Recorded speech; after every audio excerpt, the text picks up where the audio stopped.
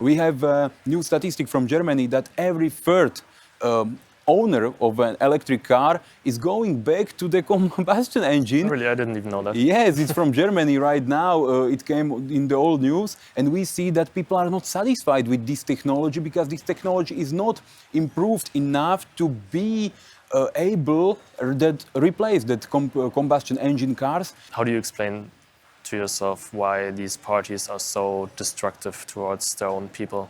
Milan, it's great to have you. Thank you very it's much. great to be your guest in the European Parliament here in Strasbourg. Tell me a little bit about yourself. How long have you been a member of this parliament? Where are you from?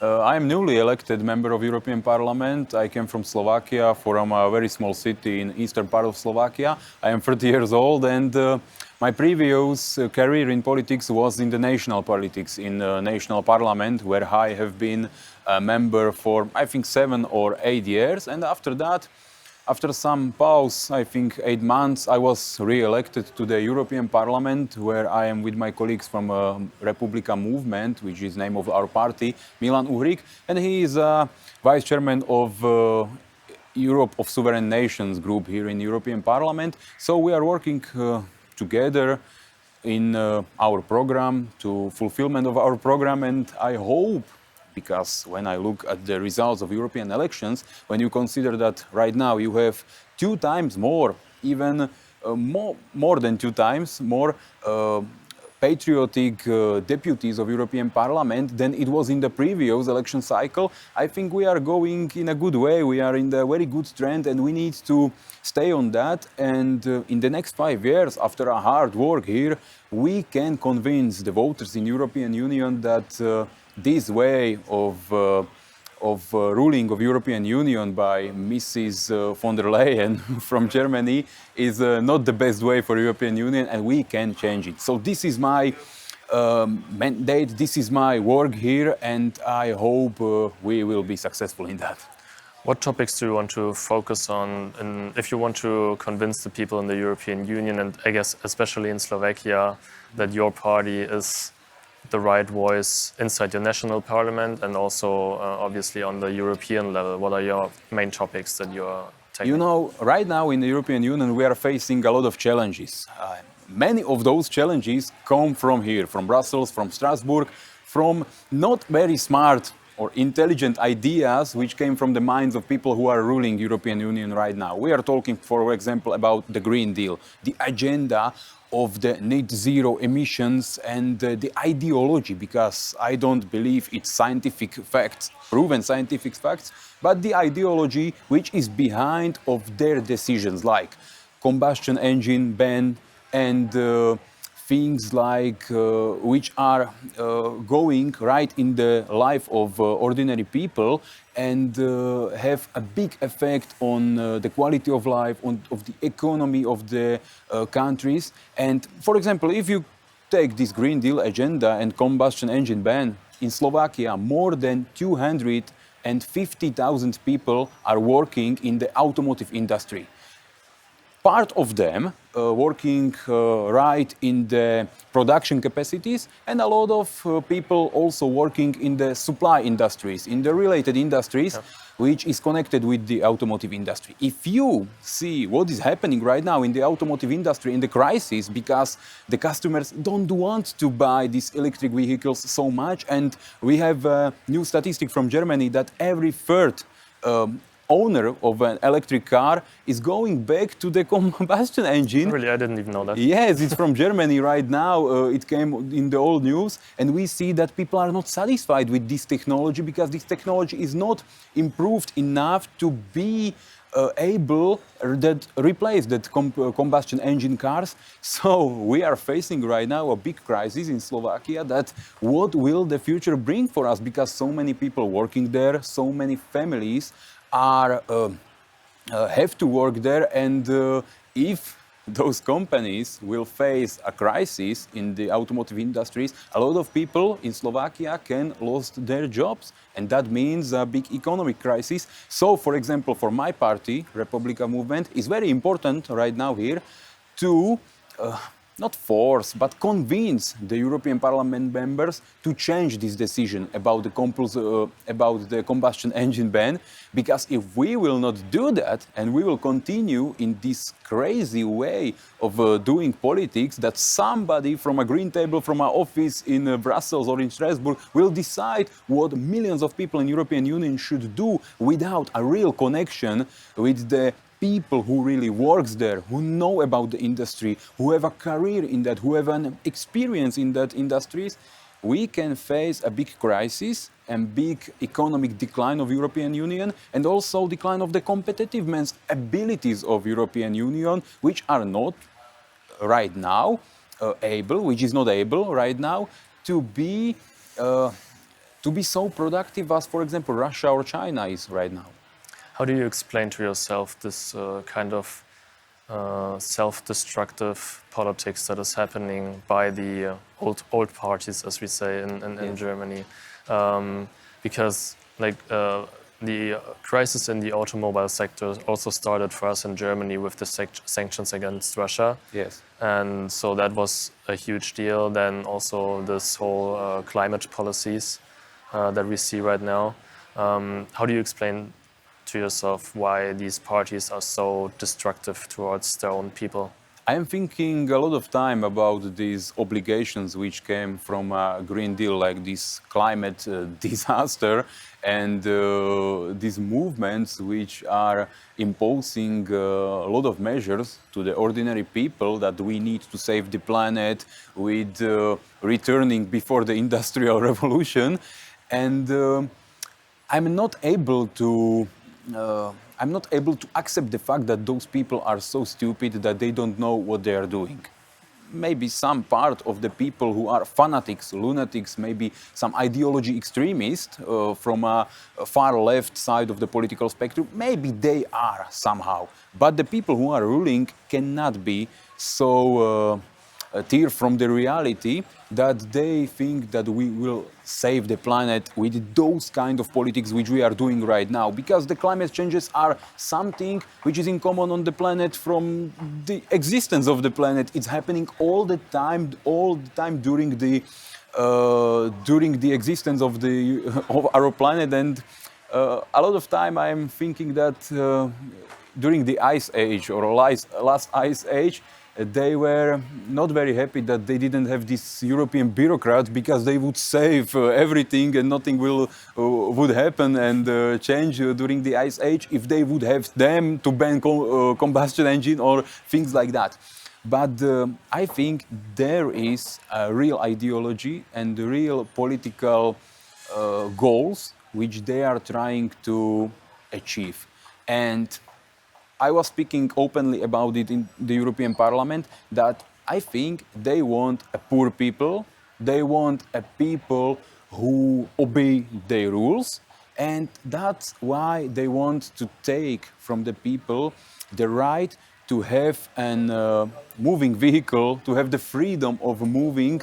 And they know very well that they cannot do that, like, for example, in the past, during the Soviet Revolution in Russia, where the agents of NKVD or some soldiers came and took the property of the people. No, they will create an environment where people are not able to buy, for example, a car, because it's too expensive for them. And they have these ideological goals that people should not drive alone in the car. At least 4 people should be in the car when they are driving. They should use other ways of travel. And this is all the ideology concept that bringing people to the poverty, bringing people to the state when they are thankful for everything what the government gives them. Because when talking about saving the planet, I don't think this is the real issue. Yeah, and also I think maybe you would agree on this, that the more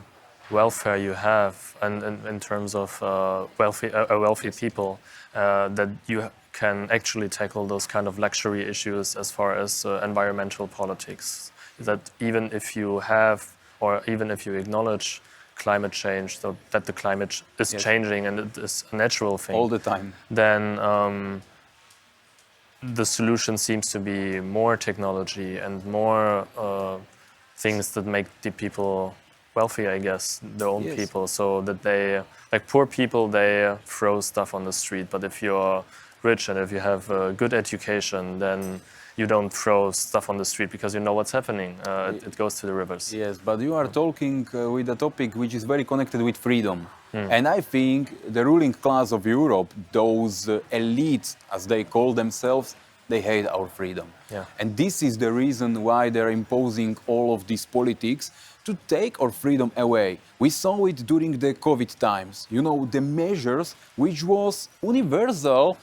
If you look at Europe, United States of America, Australia, China, everywhere was happening the same. All the countries around the world just decided that we are going to close our economy, we are going to close the people behind their doors, they should stay at home, they cannot leave their home because it's for their health, for their freedom, and they created so many debts and gave to the banks so many money, which people are now forced to pay for as a loans, that you are looking at that and you have to say to yourself, this has to be some kind of plan, this has to be some kind of ideology which is behind their decisions. Because you are not able to provide to the whole world the same measures, which means that banks are going to profit even more, people are losing their freedoms, government is gaining more and more power, and at the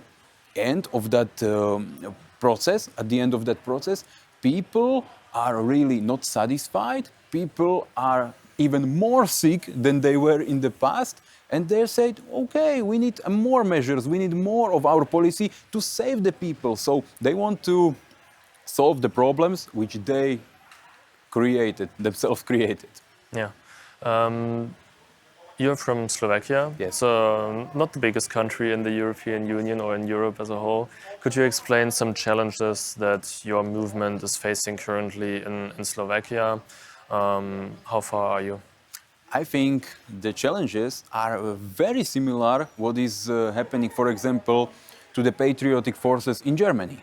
Because you have the mainstream media, you have the same narrative in all the mainstream media which you are looking at.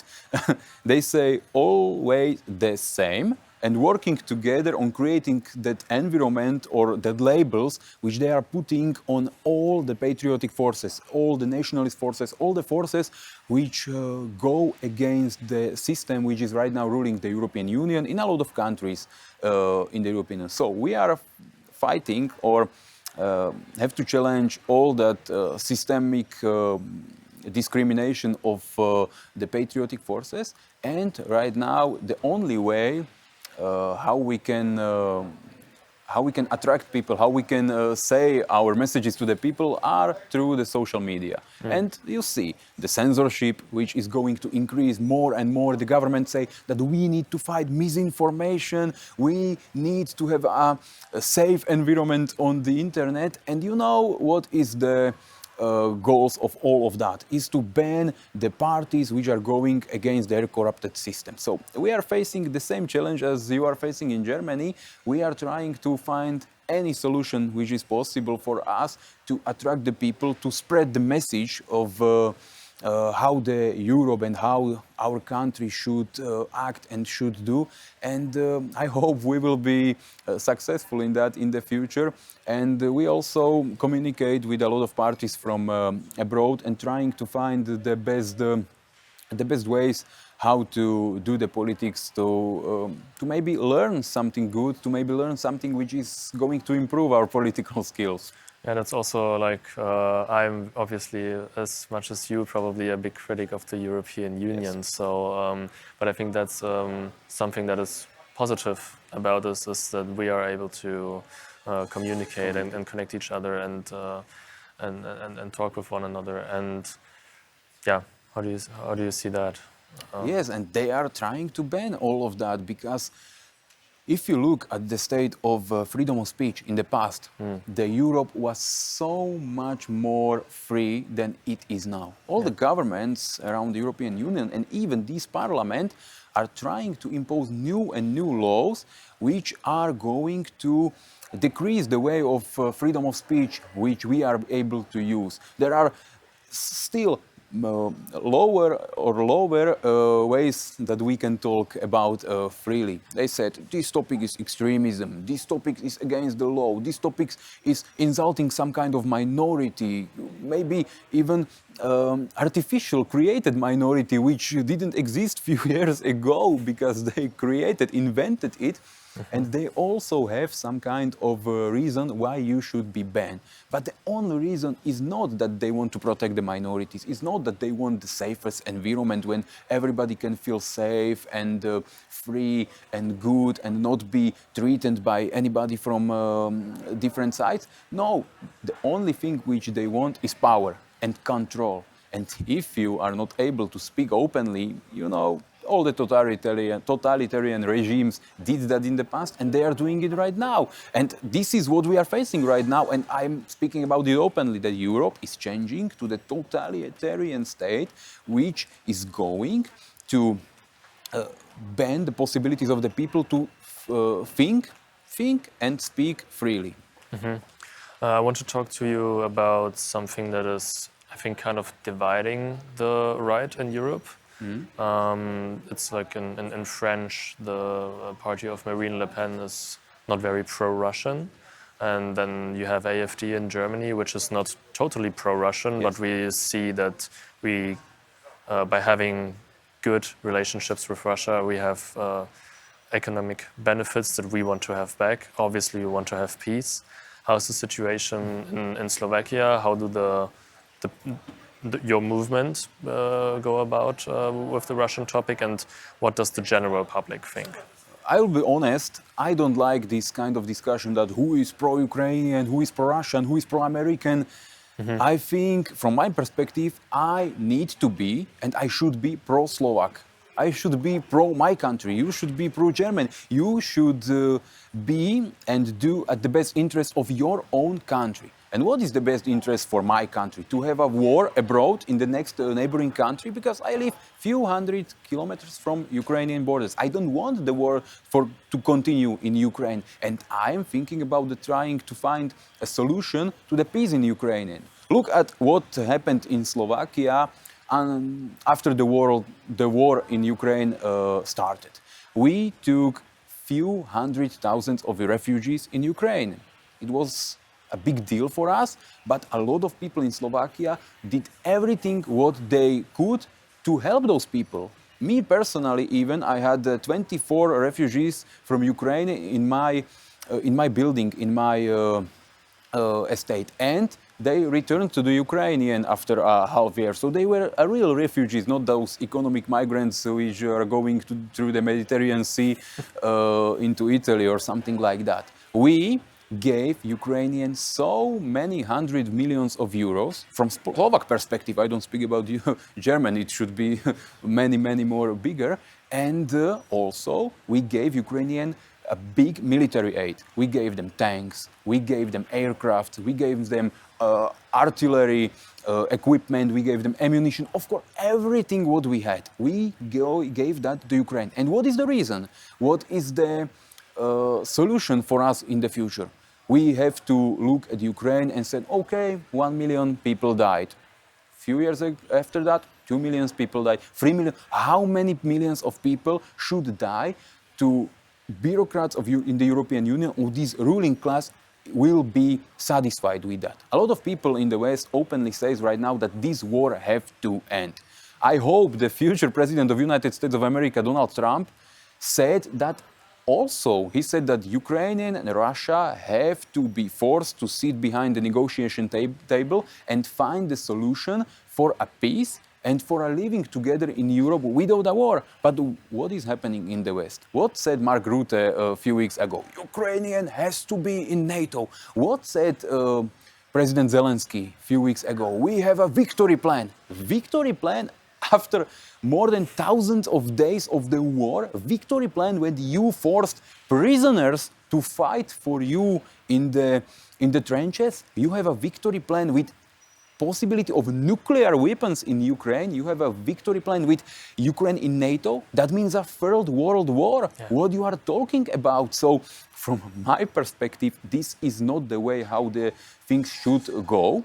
And we need really, like Donald Trump said, force Ukraine and Russia as a part of this conflict to sit behind the negotiation table and find the solution for a peace in the priority to find a way how people will not kill each other. And if you look at the consequences of this war, the same is in Germany, the same in Slovakia. People pay much more money for energies, for gas. Ukrainians said openly that from January 2025 they are closing the gas transit through Ukrainian territory. And when you look at Slovakia, where people not only heating their houses, their apartments with gas, but even the heavy industry in Slovakia is dependent on the gas industry, then we are facing a catastrophe, possible catastrophe in the future, and people are not able, especially in countries like Slovakia, which are not so economically strong, like, for example, Germany, to pay so much for products, for everything. Because when you increase the price of gasoline, when you increase the price of oil or gas, everything is going to be much more expensive. So we need to find a solution, because either we work in the interest of the people who are paying the taxes, who are elect this politician, or we are either working in the interest of companies which are manufacturing weapons, or the politicians from NATO, or we are going to face the third world war. I don't know, but those consequences are not in the best interest of Slovak people. Maybe to get to an end, what are your plans for this year? I mean, this year is almost about to end, obviously, and for the next year, perhaps, what are your you said before the interviews, we have to have goals, we have to challenge ourselves. How do you want to challenge yourself in the coming years? At first, I'm trying to improve my skill in English speaking, because I didn't have a lot of opportunities to speaking English, so I'm trying to be as best as possible. And of course, I'm trying to learn as much as possible here in European Parliament, because as I am a newly elected member, I still need to find a lot of ways how the things are created, how the things work. Lots of bureaucracy. Yes, it's so much of bureaucracy. This is absolutely a new way of bureaucracy for me, and I'm trying to get on everything. So learning every day, and of course we will, as a party, and me as a member of that party, a member of parliament, will try to be successful in our political, not careers, but in our political struggle for achieving our political goals, our political programs, and I hope we will do the best possible to be successful. I wish you all the best, Milan. You Speak too. to you soon. Thank you very much. It was great talking to you. Bye. Yes, bye.